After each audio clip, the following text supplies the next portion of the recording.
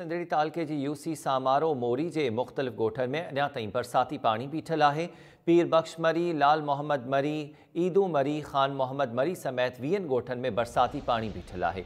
ॻोठनि अंदरि 4 खां 5 फुट पाणी बीठल हुजण करे ॻोठाणा परेशानियुनि खे मुंहुं ॾियनि पिया।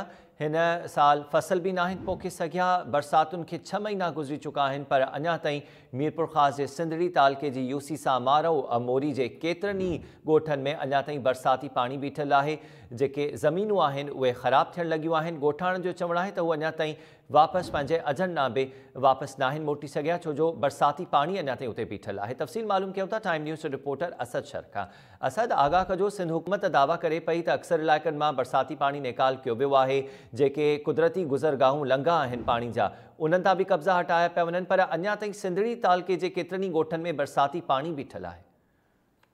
हाँ जी हमीद, बिल्कुल मां तव्हांखे ॿुधाईंदो हलां त हीअ बरसाती बोर्ड खे जेको आहे सो गुज़रियल 6 महीना गुज़री चुका आहिनि, मगर इंतज़ामिया जी नाअहली सबबु उन्हनि मुख़्तलिफ़ इलाइक़नि मां पाणी नाहे निकिरी सघियो। उन ई सिलसिले में जेको आहे सो Sindh high court Hyderabad bench बि अहिड़ो हुकुमनामो ॾिनो हो ऐं सिविल कोर्ट मीरपुर ख़ासि बि अहिड़ो हुकुमनामो ॾिनो हो, मगर उन ते इंतज़ामिया मुकमल तौर ते अमल नाहे कराए सघी। हींअर जेको आहे सो हाई कोर्ट जे हुकुम बाद खाई यूसी ऐं समन शाह भरिसां जेको खाई शाख में पंपिंग मशीन ज़रिए पाणी त कढियो पियो वञे, मगर बदस्तूर सिंधड़ी तालके जी यूसी सामारो जा जेके मुख़्तलिफ़ ॻोठ आहिनि उहे पाणीअ जी ज़द में आहिनि। उते जा रवासी जेको आहे सो गुज़रियल जेको हलंदड़ चेट हो उन में फसल त न पोखे सघिया आहिनि, मगर ईंदड़ साल जेको कटी जो फसल आहे उहो बि पोखे न सघंदा।